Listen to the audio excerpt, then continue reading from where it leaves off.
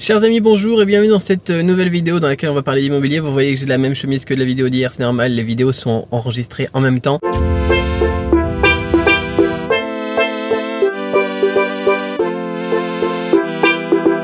Aujourd'hui, quand vous voyez cette vidéo qui a été planifiée pour ce matin 6h en France, moi, eh bien, je suis dans l'avion pour la Chine. Donc aujourd'hui, j'évoque une question qui m'a été laissée sur YouTube. Je suis pas très drôle, hein, qui m'a été laissée sur YouTube aussi. C'était Cédric, comment est-ce qu'on fait pour trouver des bonnes affaires quand on n'est pas sur place? Comment est-ce qu'on fait pour pour la gestion? Ensuite, la gestion locative. On va évoquer ça rapidement. La question des bonnes affaires, c'est très intéressant, mais d'un autre côté, vous connaissez, je pense, la réponse. C'est bien d'avoir quelqu'un sur place et de connaître aussi comment ça se passe. Donc pour se connaître comment ça se passe, vous avez cette série de vidéos sur laquelle vous pouvez poser des questions. Et pour la détection des bonnes affaires, donc bien les gens qui sont sur place pour vous aider, des gens comme moi ou comme mes partenaires, on va travailler sur plusieurs axes, bien évidemment, pour tout ce qui est par exemple achat, vente. Si vous voulez vendre un bien en Thaïlande, actuellement ce qui marche très bien, c'est le public chinois. Vous savez que moi je travaille beaucoup avec la Chine et les Chinois, que je parle chinois couramment, etc.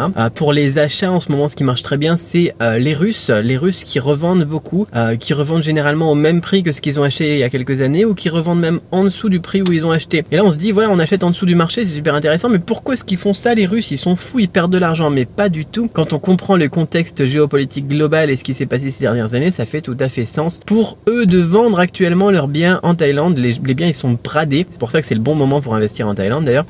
Pourquoi? Alors pourquoi? C'est très simple, vous avez suivi les actualités ces dernières années je pense. La rouble, la monnaie russe, elle a perdu beaucoup en valeur, elle a perdu la moitié de sa valeur. Mais les Russes, ça fait longtemps qu'ils aiment bien la Thaïlande et qu'ils s'installent ici et qu'ils achètent de l'immobilier et qu'ils font des affaires ici et qu'ils passent leurs vacances ici, etc. D'accord? Ce qui s'est passé, c'est que les Russes, généralement, ce qu'ils faisaient, c'est qu'ils envoyaient des roubles pour investir en Thaïlande il y a quelques années, pour acheter des appartements, je sais pas moi, l'équivalent de 30 000 $ en roubles, et puis ils l'envoyaient donc ici, et puis ils achetaient leurs petits studios, leurs petits appartements, ou leurs grands studios, leurs grands appartements, voire des maisons, des villas et des trucs comme ça. Ce qui s'est passé, c'est qu'il y a eu quelques conflits géopolitiques, et puis la monnaie russe a perdu beaucoup de la valeur, mais la monnaie thaïlandaise n'a pas perdu de valeur. Donc pour un Russe qui a investi 30 000 $ en équivalent rouble, on va dire par exemple 1 million de roubles, je sais pas combien ça vaut la rouble, mais c'est un exemple, 1 million de roubles pour acheter un appart ici en Thaïlande il y a quelques années, s'il le revend aujourd'hui au même prix où il l'a acheté et qu'il retransforme ça maintenant en roubles, comme la monnaie elle a perdu la moitié de sa valeur, c'est comme du forex, c'est un vrai, eh bien il gagne 2 millions de roubles, il a doublé sa mise.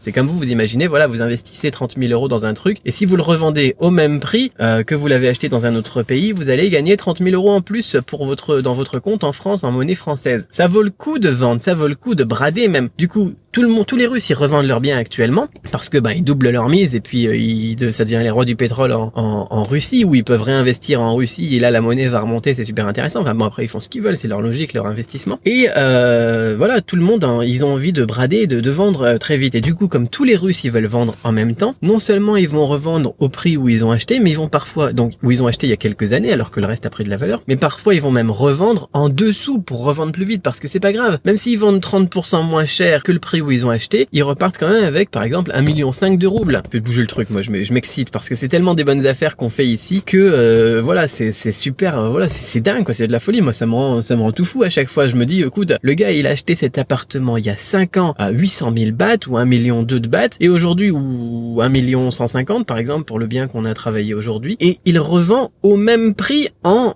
comprenant la commission d'agence dedans. Je me dis mais s'il fait pas une bonne affaire, mais le gars il est super content, lui il est retourné en Russie, il va recevoir ça en roubles.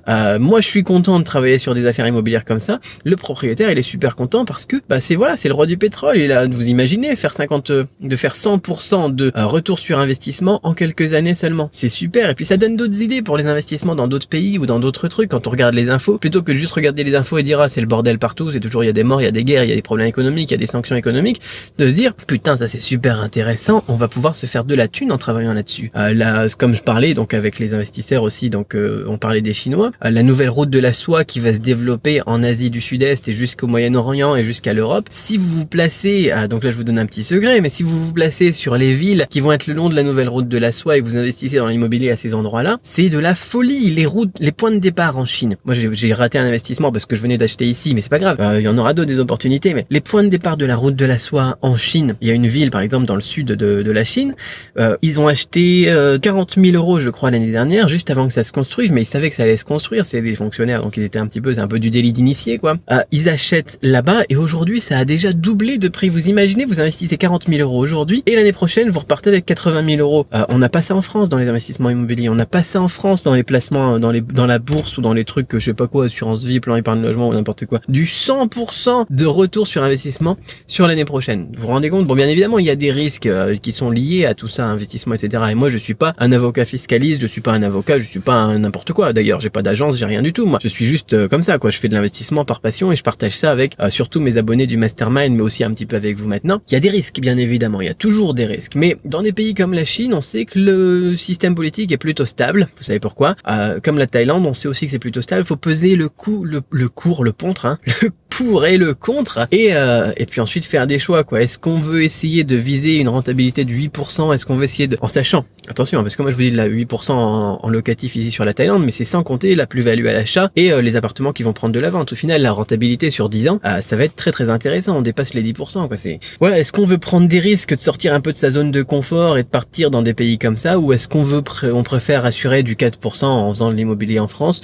Je sais pas. C'est à vous de voir. Bon, on a quand même des affaires qu'on peut faire en France. On peut faire des belles affaires, on peut faire des belles offres, il y a des belles opportunités, il y a des belles choses à faire aussi en France. Mais ici, ça va tellement vite. Et en plus, les achats sont tellement faciles, la paperasse est tellement beaucoup plus rapide que ça vaut le coup quand même. Donc voilà, ça c'est pour la question. Comment est-ce qu'on fait pour trouver des affaires? Donc il faut connaître un petit peu comment ça se passe actuellement. Comme ça, on sait qui est-ce qu'on va viser. On va chercher des Russes qui vendent, on va chercher des Chinois qui achètent, etc. On a des partenaires locaux. Moi, je travaille que sur Pattaya. Je m'intéresse que à Pattaya personnellement. Donc si ça a d'autres choses qui vous intéressent, vous regardez avec d'autres personnes. Et puis ensuite, il y avait la question de la gestion. La gestion, il y a des agences qui peuvent vous faire ça aussi, la gestion locative. Donc moi, ce que je vous recommande, moi ce que j'utilise, ce que je recommande, c'est de prendre vraiment de la gestion locative. C'est-à-dire que ça revient assez cher. On arrive sur jusqu'à 10% par mois de frais, mais ils font tout. Voilà, on leur donne le truc et puis ils gèrent tout, on n'a plus qu'à encaisser les sous. Moi je sais qu'en France il y en a beaucoup qui le font, hein, des gens dans l'immobilier, et puis qui vont aller refaire les travaux eux-mêmes, qui vont aller sur place, qui vont aller voir les clients eux-mêmes, etc.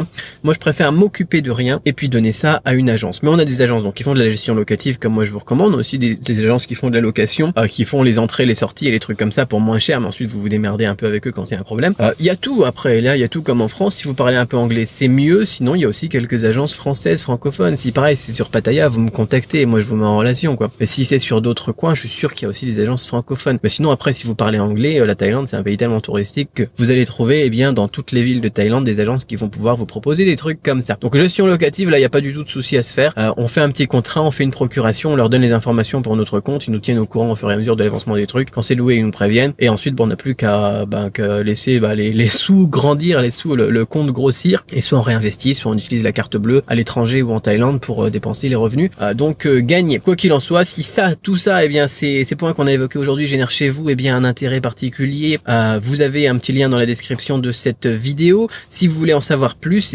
vous avez aussi les commentaires, vous me posez des questions. Je pense que je vais alterner. Là, on a fait 3 vidéos sur l'immobilier. On va parler d'autres choses. Je pense là, par exemple, l'expertise dans le business, comment montrer qu'on est un expert, des trucs comme ça. Parce qu'il y en a qui vont se lasser, je pense, qui sont pas prêts forcément à faire de l'immobilier. Il faut d'abord gagner des sous, comme je vous disais, travailler dans le business, et puis ce business va alimenter les investissements. Mais je pense que d'ici 2-3 vidéos, on en reparlera un petit peu, et puis ensuite, je pense que je clôturerai le sujet pour l'instant, parce que je serai en vacances en Chine de toute façon, et je préfère vous parler peut-être un petit peu de business en Chine. On verra. Ça dépendra de vos réactions dans les commentaires. Si vous aimez ce genre de vidéo, en fonction des pouces bleus et tout ça, je pourrais voir. Et là, on verra. J'adapterai en fonction de vous. Dites-moi tout dans les commentaires, ce que vous en pensez, ce que vous avez envie de faire, et puis si ça génère, chez vous des interrogations supplémentaires. Je vous souhaite énormément de succès dans vos business, et comme hier, je vous souhaite énormément de succès dans vos investissements, des revenus de votre business. Bye bye, à très vite pour une autre vidéo. Moi, je vous dis donc à demain, je serai en Chine. Bye.